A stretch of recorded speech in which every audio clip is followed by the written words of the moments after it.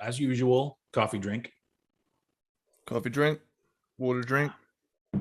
Vodka drink. He drinks a lager drink. He drinks a songs that reminds him of good times. I don't fucking know. Why did I say that? Are they? They're not British, are they? I'm like doing it like it's British. Are they British? Chumbawamba. Is that a British group? Oh, that's a very good question. Welcome, ladies and gentlemen, to the Chumbawamba ranking. Cranked and ranked. We're not. Who knows? Somebody put in the comments where Chumbawamba is from. I think they might be British, because like who says lager drink, and nobody says lager drink over here, so maybe they are British. Anyway, hi, this is Cranked and Ranked. Yo, welcome to another episode of Cranked and Ranked, the podcast / YouTube show where me and Mr. Eddie Sparxx, we rank band discographies. And this is going to be a fun one. And as you can see behind me, I'm a fan of the band that we are going to be talking about. But first, introductions. Steven, a.k.a. Old Head. With me as always, Eddie Sparxx. Yo. Yeah, that was a good sounding yo, man. That sounds like a fancy mic you got there. I'm telling you. New mic, new me. New mic, who dis? So today we are going to be ranking the full-length album discography of Carcass. And yes, these are all of the albums we're going to be ranking. I have all of them. And if I spend the money on them, I might as well show them off on a fucking YouTube video. If you're listening to the podcast, Steven has all of the Carcass albums on his shelves displayed behind him. And so, yes. Anyway, so we got seven full-length albums from Carcass, a really interesting discography and an enjoyable one for me. And as usual, let's just jump right in and let's talk about where we got on board with Carcass, because you're fairly new to the Carcass world, right? Yeah. In fact, this episode new. Yeah. Okay. Yeah. Now, we have it. We'll have an edit right there because there was. I say fancy new microphone, and then immediately there's some sort of weird issue, which might come back again. So it seems like we can't ever catch a break on this podcast. I think we need little Wile E. Coyote signs that we need to hold up to one another when we're like in full swing. So if one of us is talking like really passionately about a topic, and then all of a sudden I just hold up this green highlighter and it's like, shit. Just hold up like the international sign for stop. Just like do that. And hold it up. Anyway, so or live long and prosper. That's more fun. One of those. Yeah. So yes. So as Eddie was saying before his mic got weird, is that he's just now acquainted himself with the Carcass discography. My relationship with Carcass begins in 1993. Now, I may have heard Carcass before that. I don't really remember, but I do remember in 1993 watching Headbangers Ball and seeing the music video for the song Heartwork. And my young mind was absolutely blown. And I'm just like, who the fuck is this? Yeah. And went and got the album. And I've been a fan of all of their stuff ever since. And that's a pretty short little story, because we got to get into this shit. 7 entire albums to rank. And I'd have to say though that when it comes to the blanket term of extreme metal, Carcass is my favorite band. Like they are, out of all the grindcore, death metal, whatever you want to throw my way, Carcass to me are the best band doing it.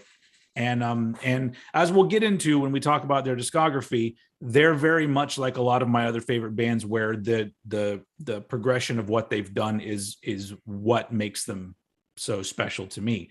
So without further ado, let's just go ahead and jump right into it, starting with number 7. And as usual, I throw it over to Eddie Sparxx for his number 7 Carcass album. Cool. So my number 7 Carcass album, and I don't want to come off as a wimp, but I had to go for Reek of Putrefaction. Okay, because their debut from '88. Now, it's really weird for me to put an 80s album so low, knowing my biases. Yeah. But I seriously debated doing a track by track for this album, but there's no point.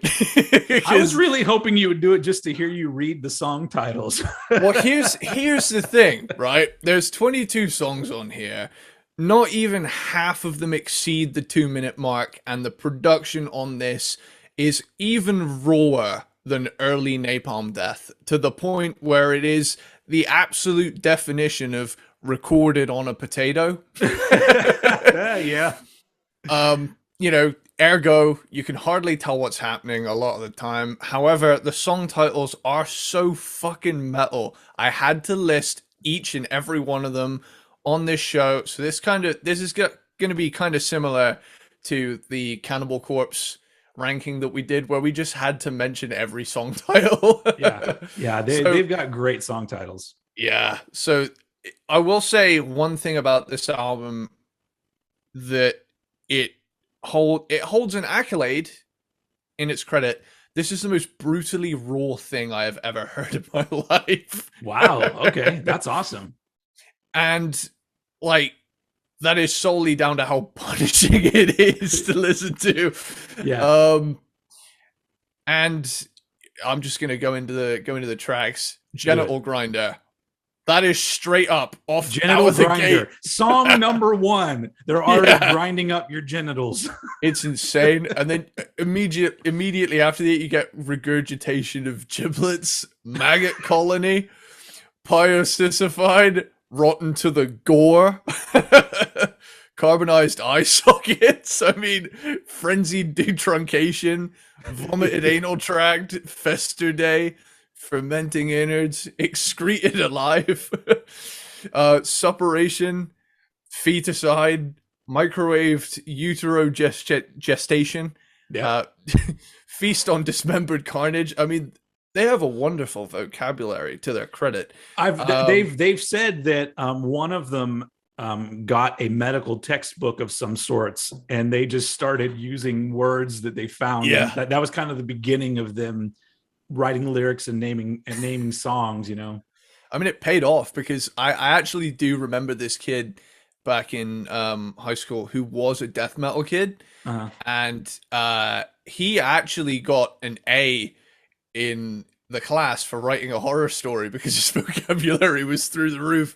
Yeah. And when asked about where did you learn all of these words, he was like, I listened to a lot of death metal, and I thought that was the coolest shit any kid said at the time. Oh yeah. But yeah, Splattered Cavities, Psychopathologist, Burnt to a Crisp. It's so funny when Burnt to a Crisp is the tamest song title, and you're fucking like, Pungent Excruciation, Manifestation of Virgo's Urethra. Yeah. Oxidized Razor Masticator, like Mucopurulence Excretor, Malignant Defecation. Like, here's the thing, right? Really cool ideas, but the ear-piercing production renders this record borderline unlistenable in like a single sitting. Yeah. You know, especially all the way through, because this is one of few times I actually had to take a break in the middle of an album for this show, because I thought, fuck, dude. I was sat there, and I think I got up to about Excreted Alive, and I was like, I need a fucking coffee a second to process this.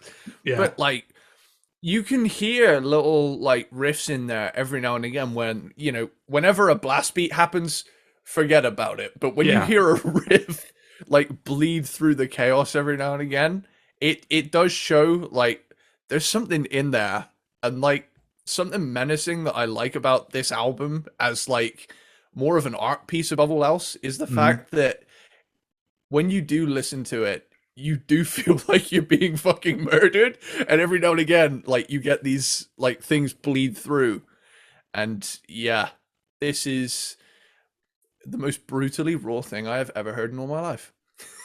Oh yeah. And honestly, the band, it wasn't intentional. Like the band was not happy with how that album came out. And but it is what it is. So like that, before I go into mine, like I love all of these albums. So putting something last doesn't really mean a whole lot to me. But it had to be done. But in the end, I actually agree with you that Reek of Putrefaction is the least great Carcass album. So that's also my number 7. And that would be considered very uncool from some people. But yeah, I agree with all the things you said. It's like the rawest of grindcore that you're ever going to get. Yeah. And that's part of its charm. I almost feel like accidentally they stumbled upon the perfect production for this album, even though they didn't want it that way. Because I feel like if it was really polished, it wouldn't be that good. I don't know. I don't know. I just think that it's another character in the album. But it just has such a young fuck off energy to it that is just so enjoyable. And then the cool thing is like you said, like there's cool shit buried in there, and you'll occasionally hear it and you go, oh, that's fucking sweet. But then you'll be like, what is going on right now? And I love how there are plenty of times where there's kind of false starts and they're all off from each other and shit. And there's a couple of like Ken fucks up on the drums a bunch of times and they just fuck it. This is the album. And I totally love that. I love this for what it is for the time period that it came out. Now I do have to say though that if Carcass had continued this, if this had been what they did for the rest of their career, I would not be a Carcass fan. I'd probably like this album, but it wouldn't go any further than that for me. The interesting thing about this, it's not interesting, it's kind of annoying, is that over the past, I mean, the internet came about and then Carcass got back together in the early 2010s or something like that. And from that moment on, like they would post something about a new song or a video or whatever it is that's going on. And you would always have, and it's not just one, there would be multiple people who would make comments like, you haven't made anything good since Reek of Putrefaction. And I want to talk to those people right now.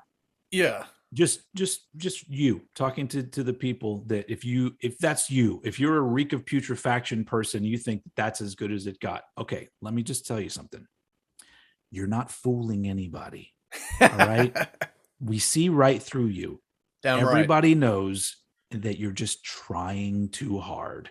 Okay. Yeah. We get it. You're metal. You're so metal. But it's time to stop pretending. Okay. Yeah. Reek of Putrefaction is a great album for what it is, and I utterly enjoy it. But to be completely honest, if that is your favorite album that Carcass has done, I can't take you seriously as a music fan. Full stop. That's it. It's as far as it goes. Yeah. And you know what? The band would agree, probably. But there's so many great things about this album, and I know I don't really know. It's just I actually giggle at some of it. There's certain parts of it that make me giggle a little bit. And one of my favorite things, I actually had to write this down because I can never remember it. But on the vinyl, I don't know if it's on this. It's probably on the early CDs too, but I don't know about the later ones. On the back, it's hard to read it. All the shit that's written on the back. There's even like subtitles of the song titles. Like there's other things written there too. But instead of saying Jeff Walker, Bill Steer, Ken Owen, they have different names. And let me read you their names on the back of Reek of Putrefaction. All right. Jeff Walker's name is Frenzied Fornicator of Fetid Fetishes and Sickening Grisly Fates. Bill Steer's name is Gratuitously Brutal Asphyxiator of Ulcerated Pyroangiostheos Goiters. I don't know what that word is. Pyroangiostheos Goiters. Ken Owen's name is Groom Gargler of Eviscerated Groom, gargler, and eviscerator of matured neoplasm. These all sound So, like monster trucks. yeah, could be. Who knows? But I just love that that's a big thing from day one with Carcass that I love about them is that they have a really good sense of humor. And Yeah. sometimes, not on this album, but sometimes, I mean, there may be some on this album, but sometimes they're actually like Jeff Walker's lyrics are actually about something pretty serious, but he has these ways of doing a little wink at you, like with some of the stuff that he does. And I fucking love it. And that's the one thing, speaking of Jeff Walker on Rika Putrefaction, he's almost unrecognizable for the vocals he would end up doing. Yeah. And you also have Bill Steer doing vocals too. So for the first, I think 3 albums, there's 2 vocalists. And then eventually it's just Jeff Walker with background vocals by the other dudes. But also another thing is that on the vinyl, instead of saying side A and side B, it has fecal disarticulation side and anal disgorgement side. Those are the different sides of the album. Man, so, I'm beginning to love this album even more. it is one of those ones that really does grow on you, because once you know what it is, that day will come where you go, I really want to go listen to that, because it's just it's got something about it that's so much fun. But yeah, it goes at number 7 for me. One, because the production it makes it a little bit hard to get through, but I do like the production. But the big thing for me is that I'm one of those posers where I kind of want there to be a song, and these are just parts jammed together in really brief, exercises and brutality, which for what it is, it's perfect. Like, I don't think that they could have made the album any better than they did, really. That's what I was thinking when I first listened to Genital Grinder, the first song. I heard there was a riff in there. It's like, and it very, very quickly just with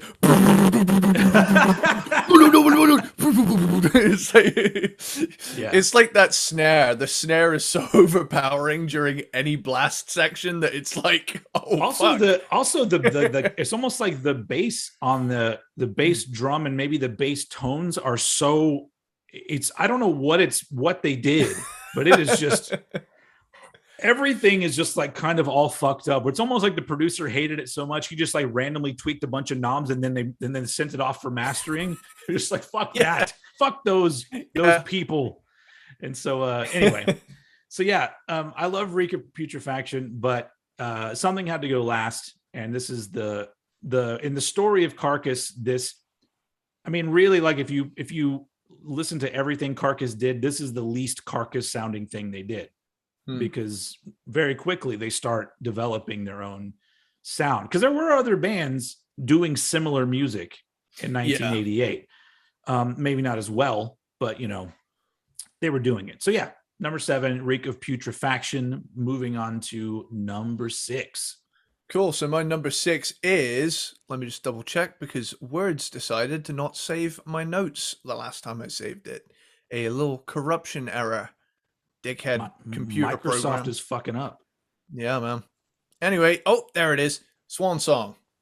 Okay, this would be some people's last place for Carcass. So okay, there's that thing of we're posers that like there to be a song. So it's with that, while I was doing research for this album, I discovered that many of the songs on here fall under what is known as the death and roll subgenre, which I think is, I think that's fucking delightful, because aside from like maybe 1 or 2 mentions in the past, it's not a subgenre I think about often, but it also totally makes sense. One of the best examples of that to me is the album Wolverine Blues by Entombed. Yeah. Heavy as fuck, and there's death metal elements, but it's much more of there's a groove thing going on. Yeah. So yeah, and like a fun thing that they do is like every now and again they'll make you think that it's like going to be a parody of like a song by just changing like a word where you've got keep on rotting in the free world, when in Yeah. actual fact it's just its own thing, but they're just fucking with you. It's like Like they're the death metal Weird Al Yankovic. yeah. And it's a cool album. Here's the thing, like it's I mean, with Keep On Rotting in the Free World, you get catchy and melodic while retaining the death metal heaviness. And Yeah. also, is that a fucking tambourine? You know, there's a tambourine in there, Yeah. and I I'm don't know really if you impressed noticed, with but these guys. you move forward into their discography, you get tambourines, you get hand claps, you get cowbells. Yeah, it Because they don't give a fuck. They do whatever yeah, they think the song needs, and they don't. Nobody questions it. And well, I mean, damn some right. people do, not me. They're geniuses in my book. Yeah, I think the best possible bands you get are the ones that say, "Fuck it, we do what we want." Uh huh. Um, and I am, even at this low a place in, I am super impressed with this band, and I am shocked at myself that I was so inexperienced. I'd heard Hey, Heartwork, and that was it. you got everyone starts sometime, and it's like Yeah, there's so much music out there that sometimes there's a great band that you just don't catch on to until later. So yeah, I mean, it's happened to me too. hell yeah! Like they really don't care, and I love it. And Yeah. it's like Tomorrow Belongs to Nobody. They're really doubling down on the groove kind of things here. I Hmm. mean, you got to think it's '96, so this was kind of peak groove metal before the new metal thing came along Yeah. full swing. Um, Black Star is like super accessible, but still has death metal vocals on it. It reminds me, I think they were listening to a lot of Pantera, as were most bands during this time. Maybe. Um, you get Cross My Heart. It's this like really heavy, groovy fucker. Child's Play. That riff is sick, but when it opens up, it really shows what straight up songwriters they are. Yeah. Um, Room 101. Something I really began to notice at this point is that stylistically, the only thing left over from the death metal stuff is the vocal style, like on this album. Which was a point of argument on with the record label, because this was supposed to be their major label album, because they got signed to, in America, they got signed to Columbia Records, I believe, and Heartwork was put out as a joint Earache and Columbia Records album. But then they were recording Swan Song, and it was supposed to be them fully on a major label. And apparently the label reps and peeps like that wanted Jeff Walker to start singing or doing something Yeah. different with his vocals. And he's like, no, this is what I do. And I think it's because, the music kind of got a little bit more simplified, but vocally he just stuck with his guns with the things that he did. And so eventually it was, if I know how it worked out, they were let out of their label contract, and then Earache ended up putting out the album as they wanted to put it out. Yeah. And like that's really apparent on like a few songs coming up too. Like you get Polarized, which is like it has super melodic riffs and solos. Generation Hexed. This could be a Judas Priest song if the vocals were sang instead of growled. And like Yeah.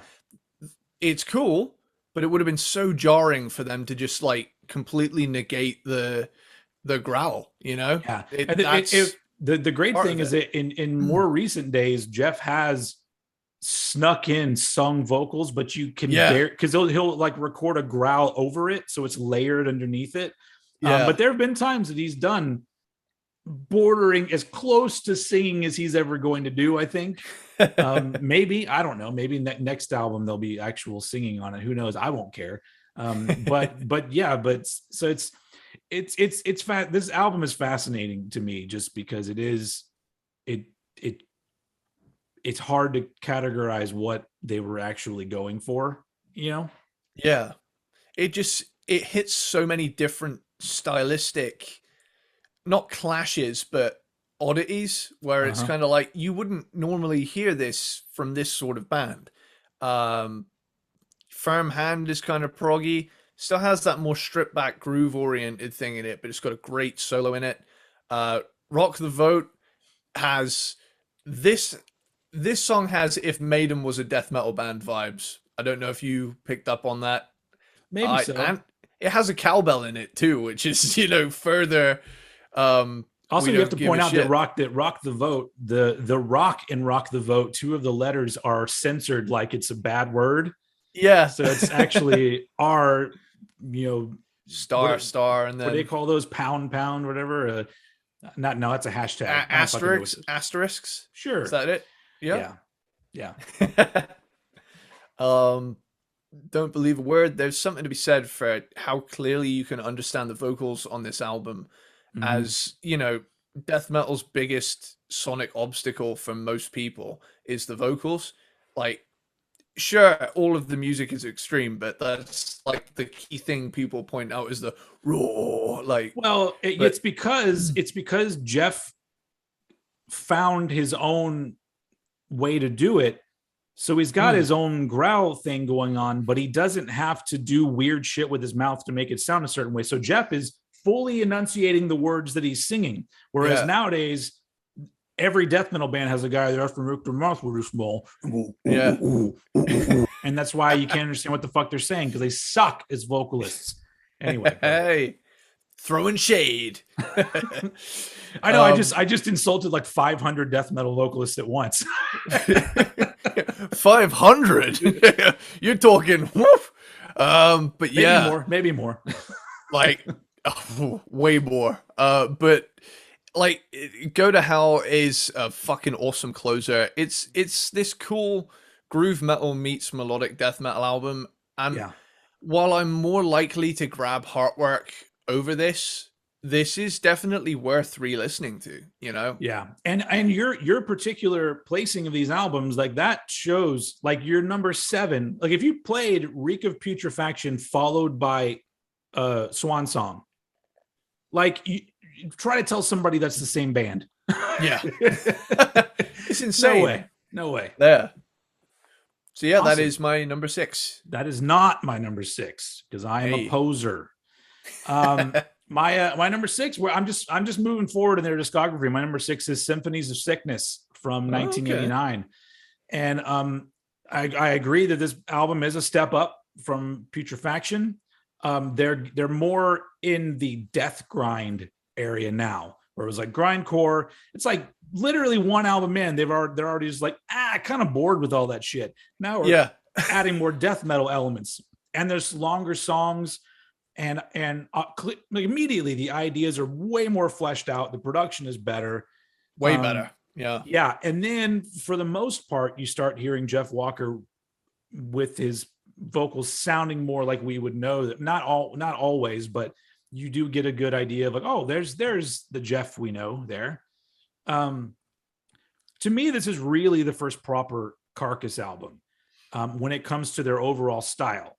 Because you can hear a lot of Carcass in this, even though it's a more raw and way more grindy version of what they did. But this is a really good example to me of that second album thing we talk about, where they sound very confident and excited to do this music, and also already on album number 2, it's very clear that they are not afraid to just let the music take them where it's going to take them. These 3 individuals, although they would have other guitar players play with them, or two others, well, 3 now. Those 3 dudes, though, the core of what Carcass began as, they just came up with ideas and said, yeah, let's fucking do that. They weren't trying to pander to any kind of audience. They weren't, they're very similar to me in the last band we talked about, Primus, where I feel like they're just making music that they enjoy making, and it comes out however it comes out. And they just so happen to have a large group of people that are like, fuck yeah, we like this shit too. And you already hear that on this album. So it's a big step forward. It still, it still has a little bit of the chaos of the first album, but it is way more mature to me. The thing is, and maybe it's because the production is clearer and you can hear things, but like album number 2, Bill Steer is already the riff master Like he's Yeah. that mother, and so it's great because like you get to hear how quickly that guy progressed. Because like the guitar on Putrefaction, you hear a lot of like, maybe that riff is too fast for you to play correctly. I don't know, but it was just there was a little bit, it was a little rough around the edges, and then already Symphonies of Sickness, and he just is one of those dudes that I feel like you put a guitar in his hand and you just go play something, and he already wrote a riff way better than most bands could ever even like, trying for hours and hours, they're never going to come up with something. He's like the James Hetfield of extreme metal guitar players. Like he just, there's just riffs and riffs coming out of the dude. Anyway, so I love all these albums. I'm going to say that on every single one of these because I literally do. They're all great. But Symphonies of Sickness, going to Carcass for what I want from Carcass, for what they would become and the sound that they would establish and perfect. It's not there yet here, but I like hearing this one because this is a huge step forward to like them really like becoming like one of the greatest bands ever. And this is it's a great album. It's a heavy album, but it's they did better than this in my opinion, and so that's why Symphonies of Sickness is my number 6. Moving on to number 5. Cool. So my number 5 is Surgical Steel. Wow, this is awesome because it's like that is like, so you've got, man, this is cool. Keep going. I like how this is playing out. See, this is the thing, and this is where I recognize the greatness of this band, is the sheer fact that across their discography, there are just these leaps in certain directions, and they go the full fucking mile every time with what they want to do. And Surgical Steel, while it did feel like kind of harkening back to Heartwork a little bit, it still has a lot of things that make this one its own thing too. And it's important to point out that this was, so after Swan Song in 96, they disbanded, and then this is their first album that they released. It was 17 years later, I believe, was when Surgical Steel came out. Yeah, it's like a big old comeback, and it's fucking rad. Like I say, with you, we're pretty much in the love zone already. 1985 gave me big Brian May vibes. Like, like I got major Queen vibes, and like how to opening an extreme metal album with something that sounds like it could have been on a Queen record. It's like, this is fucking awesome. And then immediately after that, you get Thrasher's Abattoir, straight back to the extreme end of the metal spectrum. Cadaver Pouch Conveyor System. Really, it does. It's just that song kicks in with that melodic. Once that kicks in, I'm just like, fuck it, just show off to everybody how fucking genius you are. All right, go ahead.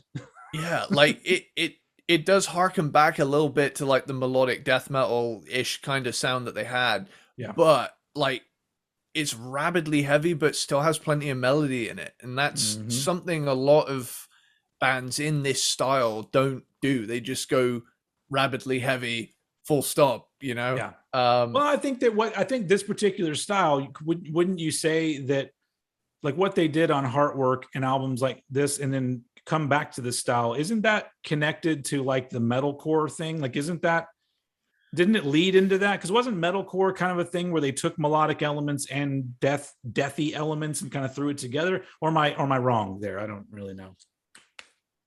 I think pretty much what I've heard about metalcore is At the Gates happened, and then people started adding breakdowns, and then that was pretty much the genre.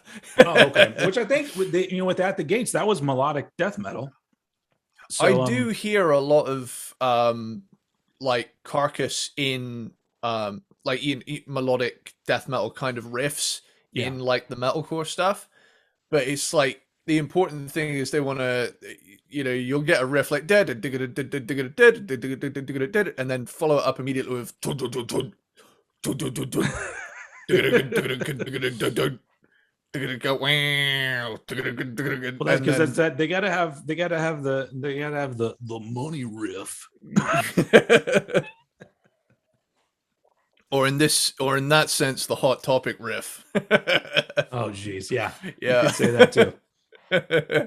But yeah, this album fucking rules. You get a congealed clot of blood, fucking groovy song. Master Butcher's Apron. What a nasty slow riff that is. Yeah, Um, yeah. I love this song title. I didn't look it up sadly, but is this like kind of a medical term, non-compliance to ASTM F89912 standard? Like, No clue. There's a part of me that I never want to know. Like yeah. I'm just like, I know. It's probably knowing them. It's probably something related to cruelty to animals, because I don't know if you know, but especially Jeff Walker is a vegan, and a lot of there's a lot of lyrics that deal with animal cruelty and things like that. Like he's an interesting lyricist, but so it wouldn't surprise me if it has something to do with something like that. But I don't know. Somebody else look it up and put it in the comments. It's so funny. You always get like at least one member of like a gore grind band or something like that that's like just flat out vegetarian. It's like fucking Alex Webster, I think, from Cannibal Corpse. He's a vegetarian. I believe so. And, yeah. And to be honest, I kind of get that. If you're up on stage singing about like bashing people's brains out every night, you might get kind of, sick of your dietary habits reflecting that. Yeah. Every time I eat a burger, I think of that one song we wrote. I don't know, man. The fucking double quarter pounder it's not the same anymore. Not ever since we wrote that song, ate a quarter pounder, then died. Bam, call back. Yeah, that's a callback. That's a reference. Cranked and Rank reference, baby. We have lore now. We do. But yeah, there's a awesome Slayer-esque breakdown in non-compliance to ASTM F89912 standard, and it fucking rules. Yeah.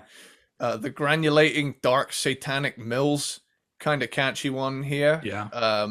Unfit for human consumption, killer fast riffage on that one. 315L grade surgical steel, awesome. Like captive bolt pistol, frantically pounding blast of a song. Mount of Execution, like the intro to that gave me like 80s traditional metal vibes. I love that. That's important to point. That's one of the many things that I love about Carcass is that they will pull from all these different areas. Yeah. Like you do get things that sound like they could just be in a basic rock and roll song, and another thing that could be, like you said, sounds something like Queen or sounds like Judas Priest, but they don't sound like they're ripping any of it off. It's just like it comes naturally. It's a weird convergence of influences that just come together and make up the Carcass sound, and that's fucking great. Yeah, and then like closing out with intensive battery brooding. This one could have been on Swan Song, and it's very much more groove oriented. But I think that's really cool that they kept a little bit of that around as well, so that this didn't feel. I was kind of concerned going in that this was just going to be like a slightly less amazing artwork, but there's elements of it here, but there's plenty of stuff that makes it its own thing too, and I love that. Yeah, it's awesome. When it came out, like I said, there were people that were disappointed that they didn't just go make a grindcore album again, and I'm just like, whatever, okay. I love that album. That album is not my number 5. My number 5, we've already talked about it. My number 5 is Swan Song from 1996. Last album with Ken Owen on drums. Kind of a sad story with Ken Owen. He's still alive and he's fine, but they split up after Swan Song, and then I think he was in another band, and then apparently like just one night while he was at home, he had like an embolism or something, or an aneurysm. Oh man. Something where he was hospitalized and I think in a coma at some point. And then he ended up recovering from it. But at that point he was just, I think he wasn't able to play anymore. or up to the level that he would need for Carcass. And so, but the great thing is that Ken Owens, even though he's still alive, he lives on in all of the stuff they've done since. Like he does backing vocals on Surgical Steel. They use a title of something. They use titles and stuff that he comes up with. Like he's still a person that's very much part of the band, even though he's not in it. And I love that. That's awesome. So yeah, Ken Owens on this one.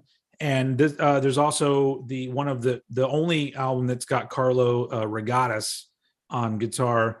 Although I think the majority of what he does is leads and solos on this, if I'm not mistaken. But yeah, we already talked about this. This is their most straightforward album. And in the progression of their albums, like we've said on many other shows, just to throw out, our favorite band's name, Metallica made Load and things like that. And that's a thing that makes them one of my favorite bands, because they didn't just say, here's another version of Master of Puppets. Here's a slightly different version of Master of Puppets. This is, Carcass is a band that gave us an album like Swan Song, which for extreme metal fans is a very polarizing album, because some people think it's flat out bullshit. And to me, I'm all like, what are you listening to? There's way worse music out there. Even if you're, talking about Carcass not sticking to what you want, like this is not an album that deserves that much criticism. It is what it is. They decided to move forward because although it's like, a lot of people might disagree and it's not immediately apparent really, but this is a progression. Like from Heartwork to this, it's not a progression in the way that you think when I say progressive. But it is them moving in another step. And that's why I like that original run of their albums is perfect to me, just because of the way it plays out. And you get the Swan Song where it's the most accessible thing that they would ever make. But at the same time, not that accessible, because you can't just go to your high school cheerleader and be like, listen to Swan Song. And she's not going to go, oh, that sounds nice. That's not going to happen. So it's not accessible like that. That's my favorite thing, is that people like to point out things about albums and go, it's like a fucking pop record. I'm all like, play it to somebody that fucking listens to pop music and be like, oh, you're going to be into this. Oh, you like Taylor Swift? You're probably going to like Swan Song by Carcass. It's fucking ridiculousness. Anyway. So it's such a unique album because of all of these things I just said, where it is very stripped down and it's got stuff that, like you said, that just sounds full on rock, just rock music with Jeff Walker's trademark snarl on top of it. And so this one goes at number 5 because I think that it's really well produced, really well performed. There's so many fucking killer riffs on this album. But the element that it's missing that I love about Carcass is there's not a whole lot of surprises within the songs. Once the song gets going, that's the song you're getting. It's a much more simplified version of what they were doing. So while I do really like it,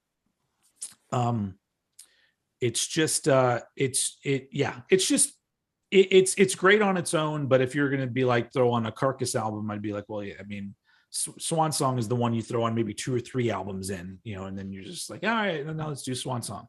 But yeah, great album. And I feel like this album's coming around to where more people are liking it, and they should. But yeah, I would agree that, I could understand this being somebody's dead last album because it is the most basic kind of thing that they did, I guess. But their basic is still more fucking complicated than most bands, most complicated shit. So yeah, my number 5 is Swan Song. Okay, well then on to number 4. Cool. So my number 4 is the most recent entry with Torn Arteries. All right. Oh, I like the way you say that. Artery. Torn arteries. Artery. Yeah. God, I went proper Southwest then. Artery. Never. I can't do it. He's torn his bloody artery out. It just makes me sound so dorky. I'm like, torn arteries. Yours sounds. I guess because it sounds like it's supposed to sound, because they're British dudes. So. Oh man. Can you imagine if I like didn't even say the T's at the start? You'd be like, or an artery. Yeah. Oh So this album came out this year, and yeah. I've yet to determine where it lays in my top 10 albums of the year, but that is coming soon, folks. Keep an eye out. I mean, it's a fucking killer record. No one will blame you. And like straight up, Torn Arteries, killer opening song. Yeah. Fucking Dance of Ixtab, Psychopomp and Circumstance. Hang on, wait, I did that wrong. Dance of Ixtab, Psychopomp and Circumstance March #1. Yeah. I have a nice mic now, so I can get really close. Yeah. It sounds sexy. Hell yeah.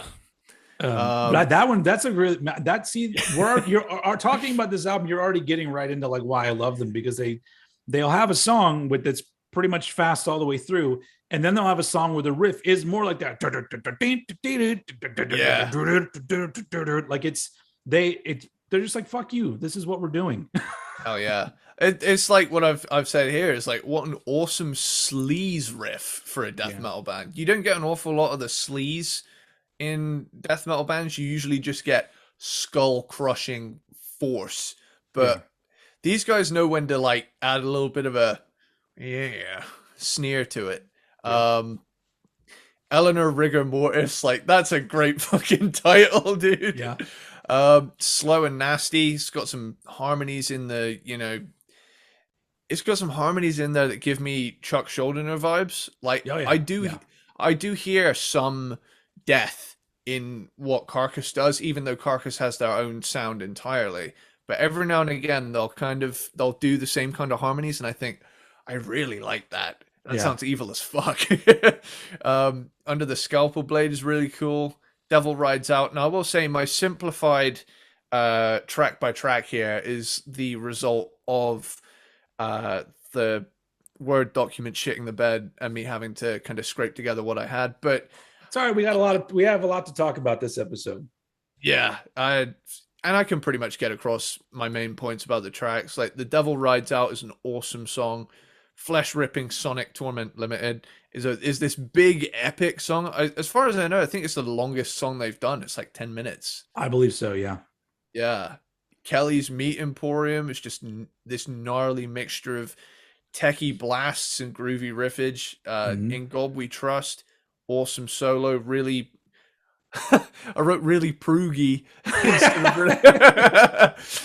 Really proogy, and those claps are to die for. I fucking love the hand claps. Yeah. Wake Up and Smell the Carcass / Caveat Emptor is fucking rad. And the Scythe's Remorseless Swing is an ace closer. And one of the coolest song titles I have ever read on this show. Yeah. So also just like the ending of that track, the harmony guitar that underneath it, just I don't know, it's like a 3-part harmony thing being played or something, and it's just like the combination. There's something about like harmony, distorted heavy harmony riffs. Yeah.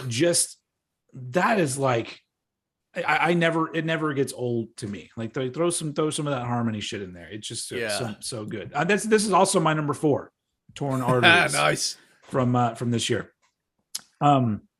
This was probably one of my most anticipated albums, because I like when I first started the Old Head podcast, I think my first episode was me talking about albums I'm looking forward to. And Carcass had apparently just gone into the studio. This was like 2.5 years ago or some shit. 3 years ago? 3 years ago? Fuck. But it was just, there was a lot of a build up to this album. It ended up taking from Surgical Steel to this 8 years. Now there was also a COVID delay that pushed it for a year. So that's part of the problem there. But I remember before this album even came out, they released an EP called Despicable, with tracks that they had recorded at the same time, but they're like, oh, we left these off the album. And that EP is fucking insane. And I'm just like, these are the ones you left off? Yeah. So even more so, I was looking forward to this album. And this album delivers. And so I can't even begin to explain. I did a review on Old Bollocks where, you know, me and Howard both, you know, talked how much we love this album. But the interesting thing about this album to me is that if you listen to it back to back, Surgical Steel, Torn Arteries, this is a much more restrained, almost like confidently restrained album. Yeah. Like the songs, it seems like the songs have more room to breathe, the way that they're put together and composed. I guess a good example would be the fact that there's a 9-minute whatever song on here. But because I almost feel like with Surgical Steel, it's like they screech back into everybody's lives, like, hey, and on this one, they're like, all right, we're back. Everybody knows we're back. Let's just fucking do this. We can do it. So it's almost like the Symphonies of Sickness Part 2, where now they're confident that their return has been successful, and so they're not pedal to the floor the entire fucking time, you know. Yeah. But and also at this point, like they've already zoomed ahead of almost every fucking band that they could take their foot off the gas and just coast, you know, a little bit. So I put it at 4, and it's weird because this album is so great, but really at this point, it's an amazing album that's only competing with their other albums. It's not competing with anything else. There's a part of me that thinks, you know, this is, you know, how many months old that this has been out? 3 months, 4 months, maybe. I think this album has been out. And I feel like this could surpass Surgical Steel for me at some point, but it's so new that I got to give it a little bit of time. But it already gives me that feeling of like a classic album that's going to stick with me for a really long time. Yeah. And the fact that I can't think of very many other artists that we've done where their brand new album is in the top half of the ranking. Yeah. Like I can't remember if that's ever happened before. Because I think even with Metallica, I think we both had Hardwired maybe a little bit lower down. I think I had Hardwired at, was it 6? Yeah. I think. Yeah. And that says something about the kind of band that Carcass is. Yeah. That it's 2021. It's essentially, it's over 30 years. You know, the first album was 88. So that's what, 34, fuck, I don't know, math, years ago. And they're still like, there's like, it would not surprise me if Carcass continues to put out albums for many years to come, because there's no sign of them running out of steam, creatively speaking. And yeah, this is just a fucking killer album, and I don't have any gripes about it at all. Production is great, performances are great. It's only a 3-piece on the album, even though like in the credits, I think they talk about a guitar player that I think is now fully joined the band and is like with them touring and stuff. But as far as I know, this is it's all Bill Steer on guitar on this album. And God, it's fucking great. So yeah, number 4 is Torn Arteries. I think a good prime example of how good this album is the fact that you literally have 2 versions of it on the shelf right now, very visible to see. Box set. Well, because I first ordered this one, the regular version. Yeah. Because I'm all like, you know, oh, it's a dinner plate. What am I going to do with a dinner plate? And then the more I thought about it after I had already ordered this, I was like, oh, I kind of want that. So I ordered that too. And I was just like, I'm not even going to cancel it. I'm going to have 2 versions, because I have 2 versions of Surgical Steel also. I have the box set of Surgical Steel, and I have 2 versions of Heartwork. I have the just basic album version, and I have the ultimate version, which has like demos and stuff on it. Wow. I'm a fan. What can I say? Get a load of this guy. I've got things. No, that's where all my money goes. It goes on that shelf. Big old shelf. Hell Yeah. yeah. All right. Well, then Hell yeah. moving on to number 3.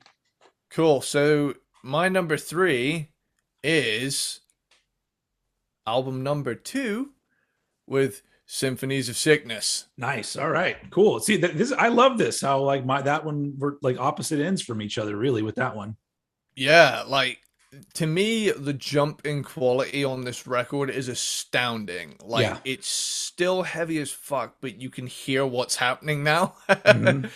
And like ironically, the album opens with a song called Reek of Putrefaction, which of all the 22 songs on Reek of Putrefaction, Reek Nope. of Putrefaction is not one of them. And you know, the songwriting is still kind of chaotic, but it's controlled, and you can really feel the songwriting and the structure of things, and everything is just on a complete other fucking level to the previous album, even though the previous album is a staple of its genre in its own right. This nails it in another realm. You know, just to see, this is a great thing about Carcass is they can just jump ship to another genre pretty much and just nail it there too. Like it's awesome. Yeah, if they just decided to do a full-on rock album, I'm pretty sure Jeff could pull off regular singing vocals, and they would probably nail that. Yeah, it just, maybe they should. That would make me very happy if the next Carcass album is just he full-on just sings the whole way through, because I'm going to eat that shit up and love it. Album of the year, and then the rest of the world's like, these fucking sellouts. Like not even just like a hard rock album. They go like full on yacht rock. Like that'd be fucking. I'm down. I have a weird feeling that Bill Steer would have a lot of fun doing something like that. Yeah. And they're all like on the front of it in like full on Miami Vice suits, and it's all like it's now become a fan. This is now it's a fantasy of mine now that something like this happens. Like, please come out with like, or maybe like an EP of yacht rock covers. Like, do something. Do something that completely fucks with everybody. Hell yeah. I love it. So what do we got here? We got Exhume to Consume, gnarly. I love that they really thickened this one out, and that's what I love. Excoriating abdominal emanation. Like my favorite thing. Like my favorite thing about death metal is the slow, nasty bits, and this one has some parts in it that just give me that face. Like even if you're an audio listener, you know that face. Ruptured in Purulence. This one goes even slower and nastier. And pathological necroticism, more gnarly, crushing brutality. I love that they've still kept to the like crazy song titles on this one. But you can tell that they're going a little bit more highbrow with it this time, where it's not just like genital grinder. It's like it's like embryonic necropsy and devourment. Like we were just kids back then when we were grinding up genitals. Now, now we've 1 year ago. That's another thing. There's 1 year. Putrefaction and then to Symphonies. It's one year. That's one of the most insane trajectories of any band I've ever listened to. Like, as I was saying about embryonic necropsy and devourment, like tasty double kick runs in the riffage. Love that shit. Swarming vulgar massive infected virulency is fucking awesome. Cadaveric incubator of endoparasites, like absolutely crazy shit.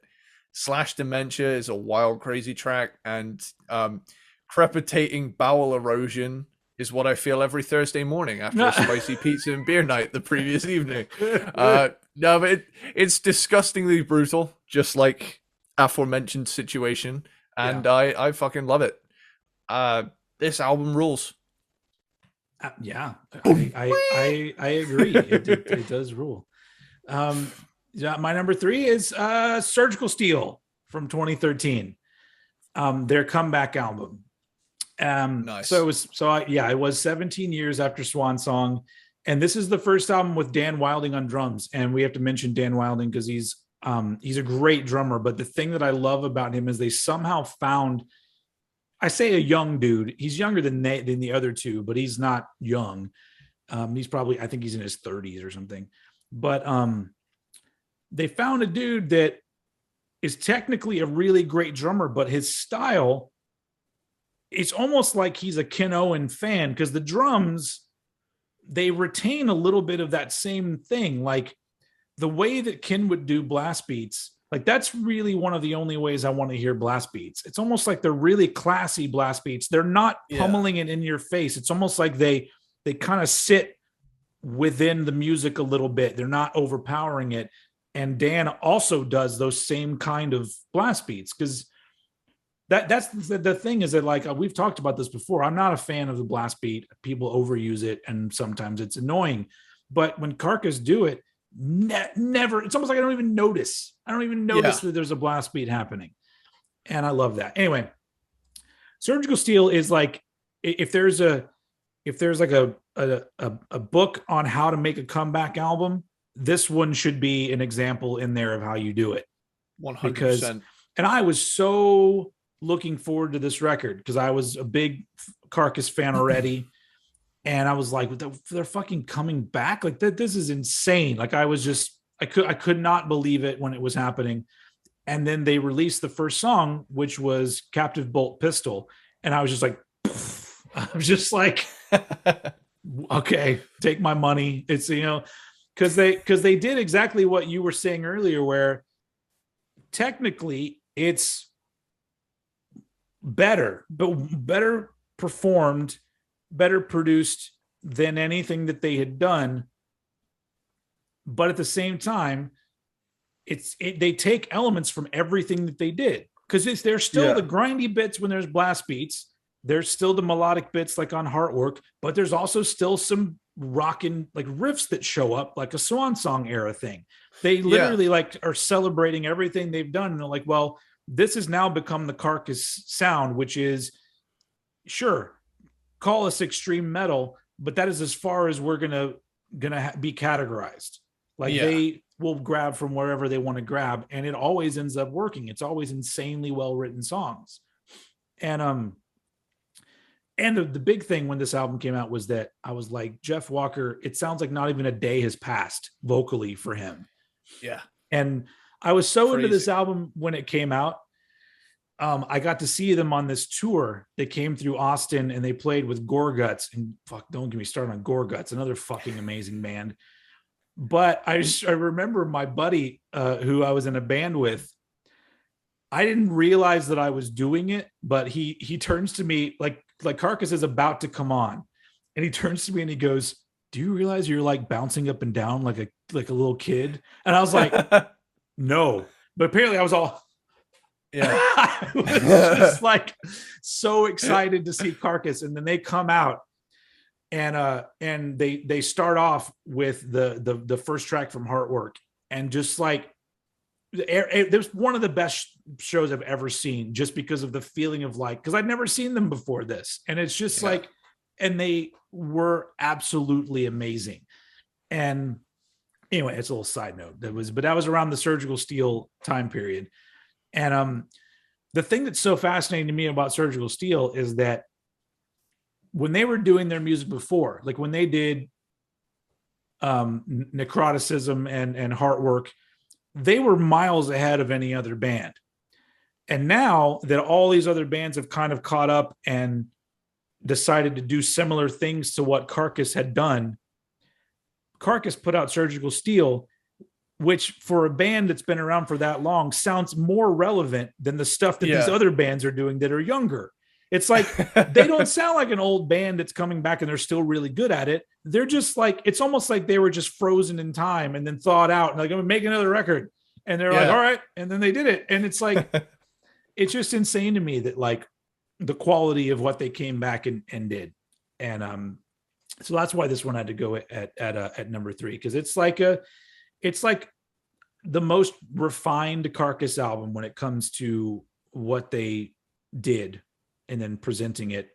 It's like taking all of their strengths and then taking all of those one step further, and then they make this fucking album that's just it never gets old. Like it is one that I put on today and I'm still just like, oh, this is so fucking good. Yeah. Everything about it is just great. So it's my number 3, Surgical Steel. Totally kicks ass. So Absolutely. This is great. So we now have the same top 2, if I'm keeping track. So let's find out if we match up or not. Cool. So my number 2 is Necroticism, Descanting the Insalubrious. Hey, that was good. That's a good pronunciation. I practiced that one. I can't lie. I've said the title of this album so many times, and I just call it Necroticism, because I know if I go any further than that, it's just gonna be scan the inspirational from as far as it's gonna go. I'm not smart. I'm not smart enough. Is like Necroticism defecating the bullshit. Fuck it. Yeah. Yeah, like once again, this is another evolution in their sound, and they're really a band that doesn't make the same album twice. Even if there are sonic similarities, there's always something new brought to the table. Yeah. And it's so amazing for me because I went pretty much chronologically. Okay. The only notable thing was with like going against the chronological approach was I listened to Heartwork first because I knew I'd heard great things about it, and I was like, I want to be impressed out of the gate. I was. Yeah. And then I went back to the beginning, and to go from Heartwork to Reek of Putrefaction was like a real eye-opener. You're gonna get whiplash. Yeah. Oh, yeah. And then going, from Reek to Symphonies, and then Necroticism. And hearing this once again as another step towards that kind of thing they became known for is like such a fascinating thing to see them go, we're a grindcore band, we're a death grind band, we're a death metal band, we're a melodic death metal band, and it's cool to see so many steps. And now they're just Carcass, whatever the fuck we want metal band. Yeah. And let's get into the track by track. So in Propagation, they've moved towards an ever so slightly more groove and melody oriented sound, similar in style to Death at points, but they still again have their own thing going for them. Corporal Jigsaw Quandary, that's a fucking classic right there. Yeah, like that is a satisfying riff, and everything just comes together perfectly. Yeah. Symposiums of Sickness, awesome plotting, dissonant, harmonized riffs in this with like constantly changing speed. Pedigree Butchery, those clean guitar bits thrown in are extra tasty. Like, kind of reminds me a little bit of what Annihilator do every now and again. Yeah. Incarnated Solvent Abuse is morbidly catchy, and that breakdown towards the end is nuts. Carnious Cacophony, God, I love slow death metal like that, and the upbeat gnarly riff on the back half of the song is also amazing. Now this is probably one of the hardest ones I'm gonna have to say. Lavaging Expectorate of Lysergide Composition. I've got another fucking killer coming up. And they immediately follow up classic song with amazing song on this album, and it's just so fucking good that I will say that the big thing about this album is it gets better consistently throughout. It starts amazing and it ends on God mode, because you get Forensic Clinicism, the Sanguine article. Fucking hell. Like, it really is it's just like, it's like a staircase of every time you get to another step, it's like, oh, okay. Yeah. Yeah. I love this album. It's probably one of my favorite albums I've learned about through this show, and that's a thank you. Awesome. So this is also my number 2. So Hey, necroticism, descanting the insalubrious. hey, you said it even smoother than I did. So fuck, I don't know. From 1991. Fluke. So now it's so ladies and gentlemen, it is now official because I have been listening to Carcass since 1993. Big fan. Eddie just now listened to the full discography, and we come out with the same top 2 albums. Therefore, these are the best. Fact. These are the 2 best Carcass album. It is a fact.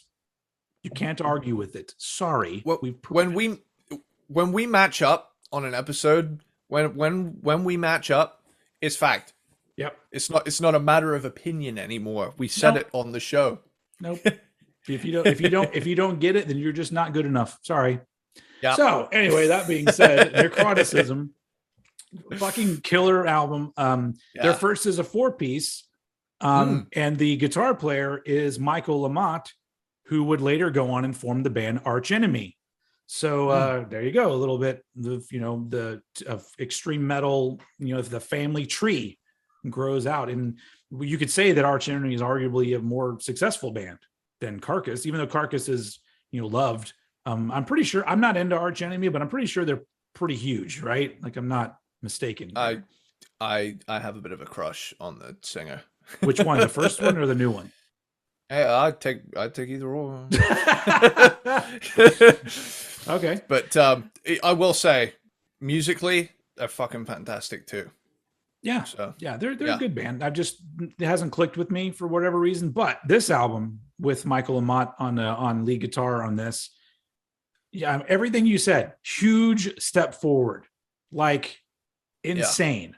Like, they add more melodic elements, and the song structures become way more complex. And they got all these things. They've got some grind, they've got some depth, they got some groove. It's like the Carcass recipe here is fully realized, just not yet perfected, but everything is here now. Like, this is the finally they're just like, this is Carcass. Hello, welcome. And so what's up? and there's there's classic songs on it, but Symposium of Sickness is fucking ridiculous. It is a ridiculously good song. It is one of my, we'll get to one when we talk about the next album, but it is one of my, like, if somebody's not into Carcass yet, I'd just be like, just listen to these few songs and then get back to me. But I love the fact that, I guess it even happened on their first album. They weren't ever afraid to go to a more like simple riff. Like, that's the thing, is that Bill Steer in general and Carcass as a band, they can play some really complicated shit if they want to. But to me, it's interesting that it doesn't come across like they're just trying to show off, because at the same time, they will have a riff in a song that I could easily just pick up my guitar and go play now. Like, I don't have to sit and like figure it out. I can go, oh, this is exactly what this is. And because that makes, to me, their songwriting so much more meaningful and natural sounding, because they're not saying we have to do this. Oh, this isn't complicated enough, we have to make it more complicated. No, they don't. They're complicated when it's necessary, and it's always something that makes me go, oh, what? And then they'll have another riff that is really simple, and I'm still going, what? And so that's why they're amazing, and this album is amazing. And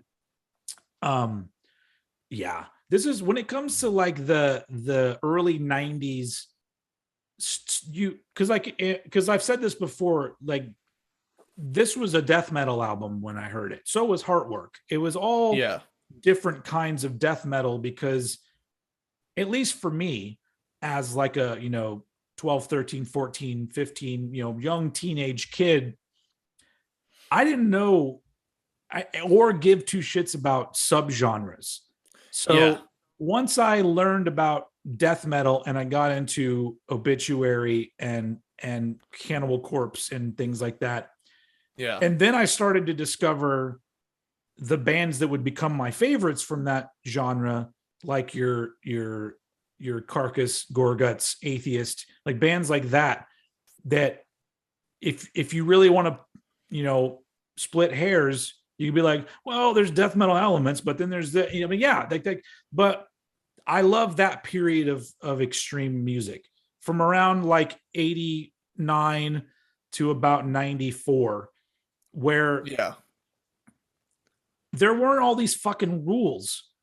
And and bands just put out albums and they were fucking good. Like, Atheist puts out an album that has a fucking samba song on it. Entombed puts out like a death and roll album, although that term wasn't even a thing at the point. And then, you've got Carcass, who take a huge step forward with necroticism and then deliver our joint number one album. Let's just fucking move. Let's move on to the number one Carcass album, Fact. Yep. So take it away, sir. You could, had I not known this was Carcass, you could have played this to me, told me it came out this week, and I would believe you. In terms of how it's aged like fucking wine, this album. Because absolutely. You hear Heartwork, by the way. Heartwork is the album. Yeah. 1993. Like, when you think in terms of the influence on modern metal, you hear so much of what modern bands take and run with, Yeah. And at least in like any of the core bands owe so much to the harmonies on this album. But here's the thing, right? This came out, no one was, as far as I know, doing this yet. Not so that I had heard at the time. Yeah, like you would have bands that would have like Maiden harmonies or stuff like that, but this is just its own beast at the time of delivery. I guess you could say that Human by Death had already come out. Yeah. So there's a little bit they were already into the melodic and more technical side of things. I'm talking from a both production and songwriting kind of perspective. Yeah. So like this combo of the startlingly modern sounding production for its era, like this album floored me. Like I had to keep doing a double take. I was like, is this really 93? Like the way it's produced, it's timeless. It's done in such a way that it's untouched by time itself. But we've talked about that a lot. There's a lot of albums from the 90s that whatever techniques were being used, they don't sound like 30-year-old albums. They don't. No, they don't sound dated. That's fucking great. They just sound like fucking authentic. They sound more alive than a lot of the modern shit that's being thrown out there. It's just like, I miss it. Yeah. Get off my lawn. I want my shit to be produced better. But yeah, like I say, holy shit, the production on this is insane. It's crazy good. And let's jump into the songs, bro. Yeah. Let's do this. Buried Dreams. Yes. Super heavy so track. Put yourself in like an excited Steven's shoes. And like literally the show starts and they get into that I get chills just thinking about it. Like that is the best beginning of a show ever.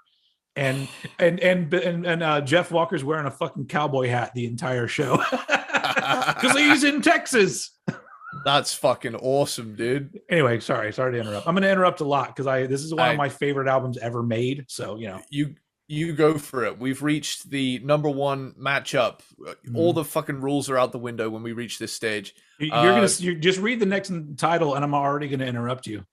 Well, I just wanted to touch on that really Megadeth style chromatic section in Buried Dreams. That I forgot to say this about even Swan Song. Like I hear riffs on Swan Song that more modern Megadeth sounds like they try to do, and I'm all like, wow. And yeah, I mean, Dave's not gonna admit to that probably, but you know, it's there. I wrote it. But yeah, then Carnal Forge. Equal parts crushing. Look. Carnal Forge. It is one of the greatest metal songs ever. Like it is. Like this is what I was trying to say about in the last one. There's a couple songs that if somebody listens to like heavy music and they're like, "Oh, I don't really like Carcass," I'm like, "Oh, you don't." And then I'll put on Carnal Forge. If you are not a fan after hearing Carnal Forge, why are you even still alive? Like what is the point of living anymore? If that, because it is a insane, like the riffs on that. That is a song that I'm like, oh, I want to go learn how to play that. And then I go, no, I don't want to learn how to play that because because it's going to take away the magic for me, because it's probably not as complicated as I think it is. But there's like at least 3 or 4 riffs in that one song where I just go, fuck me, man. Fuck? Yeah. Anyway, so then you know, moving on with the album. That song is insane. Yeah.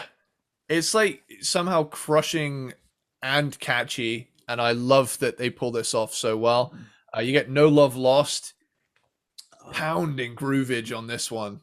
Yeah, like, I think that was one of the songs that I think pissed people off because it was like slow, and like I said, the riff is not really complicated. It's a fucking great riff, but it's not grindcore. So there you go. Yeah, man. Like, fuck. Artwork. You hear the guitar, like, yeah, you hear guitar harmonies like that to this day. Like, this album's influence is everywhere. Heartwork is like a song. You know how they have those memes where people take those dudes that are like freaking out over a song or something and they lay it over it. Like whenever I hear Heartwork, that's how I feel. Like those guys are just like, oh, and like they completely lose their shit.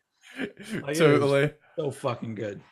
Oh, and at this point, I'd already like praised this album so much, and I've got like single sentence ones here. It was like embodiment. This is fucking awesome. Oh, that fucking that another simple ass heavy riff. That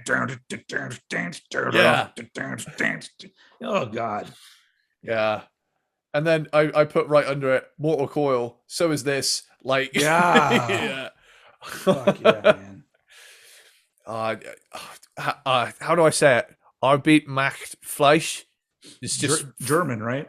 German, yeah. Like it's just this fast, brutal assault. Blind leading the blind. Oof. Yeah. Like that groove is so heavy. Doctrinal Expletives is fucking gnarly. And Death Certificate, the riffs in it are mind blowing. This album's aged remarkably well. Like compared to so much other metal music, this is like, I know it's like extreme metal, but it's tasteful extreme metal where it's not like, look how fucking heavy we are. It's like, like we just crafted this masterpiece and it's got death growls all over it. And it's like, yeah, fucking do that. I mean, I'm agreeing with everything that you just said. That this is also my number one. This is their masterpiece. It's an absolutely perfect album. I would throw that term to our top 2 perfect albums. Yeah.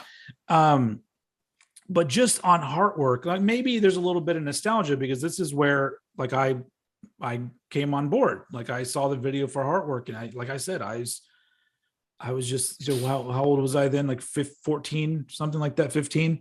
And I was just like, what the fuck is this? Like, this is like, you know, and it's never left me as an album that like, I just adore. It's got the speed in a lot of parts. It's got technicality. It's got the fucking riffs, the melodic parts, the groovy parts, and absolutely amazingly well-crafted songs all the way through this album. It is the complete package for Carcass. And even today, like, you know, production wise, sounds great. But even like all aspects of this album, even today, it makes most bands seem like they're lazy and uninspired. Like it's Yeah. like, come on, you can do a little bit better, right? It's one of the best albums ever made, in my opinion. It is absolutely amazing. And the my ranking of their albums was weird because everything except for this album, I wasn't quite sure where I wanted to put it in my ranking. But I knew this would be number one because it's unfuckwithable, as we say. It's unfuckwithable, people. Yeah. And so the absolute number one Carcass album, fact proven. We did a double blind test. And then we've chosen regular Coke over New Coke. I don't know. Can't believe that was a thing. Cola wars back in the 80s. That was a thing where people were like doing blind tests of which cola is better. And that's one of my favorite conspiracy stories is the New Coke thing. Like that's a real interesting story. It's so funny because even there was a thing, and I think this may have been in the early 90s, but there was a thing called Crystal Pepsi. Yeah. And Crystal Pepsi was just Pepsi without food coloring. And people were like, fuck you. We want our sludge to be brown. Yeah. And anyway, so that while we went from Carcass to I bet they'd be on board with me calling soda sludge though. Because it's awful for you, but damn, is it delicious. Hey, but I drink the zero stuff, so I'm all good. I drink a whole lot of water, but that's only because aside from that, I drink beer and coffee. So it's like I have to I gotta like hydrate myself. But the only coffee we've got in the house right now is decaf, and I am fucking suffering for it. So wait, so who in your house is addicted to coffee that they have to have decaf coffee? Well, here's the thing, right? I didn't buy the coffee, and then one day I get to the thing, I start pouring it out, I see decaf. Who the fuck did this? It's like. But we need. Because I've bought decaf coffee before, but only because I love drinking coffee and like I get too jittery. So I'm like, I'll just get some decaf. So my fifth cup will be not as bad. See, that's the thing. I've got a big mug too. So like my coffees are like 1.7 of a normal person. Like, yeah. Awesome. Well, so so that's Carcass. 3, 2, 1. Yeah, we did it.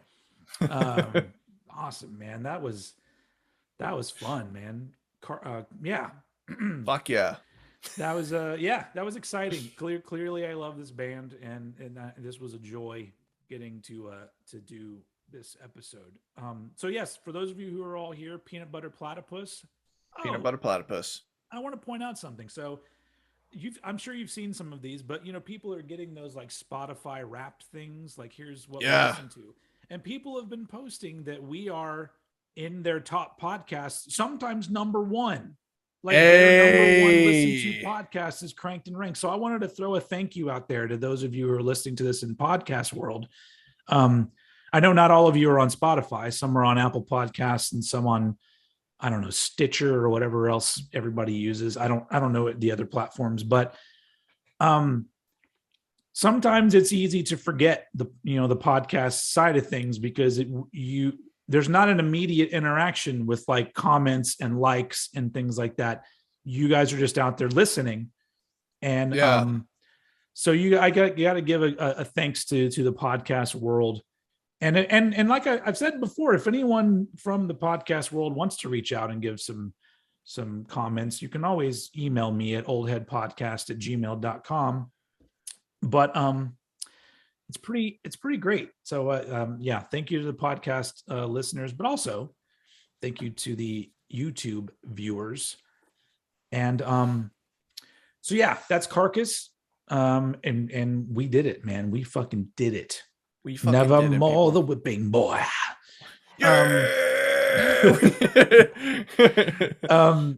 And we'll be back. So over Christmas, we're going to end up taking a break, but next week we are going to be back with one last episode for the year. And it's going to be a very special and fun episode of Cranked and Ranked. So make sure you join us. Obviously, it's not live, so join us when you can. But or just hold off if you want to, save it, because there'll be at least 2 weeks or something like that we won't be doing anything. I don't know. I don't remember, but we'll be back eventually.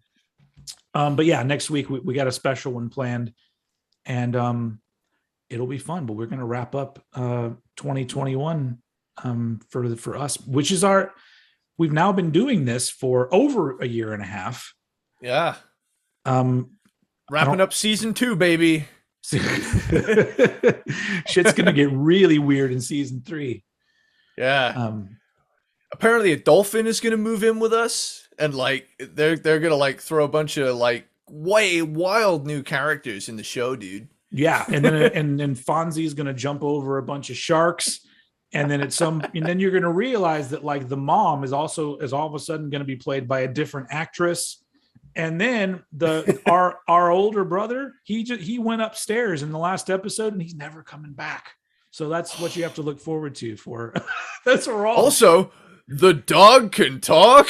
Ruh-roh, Eddie. And there's a robot, I heard, that will be coming in. And those are just some of the cool things that are going to be happening next season. That we're going to have Crankathon 5000 come in.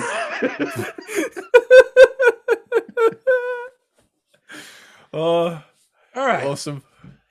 Anyway, so yeah, that's the end of this episode of Cranked and Ranked. Thank you very much for listening.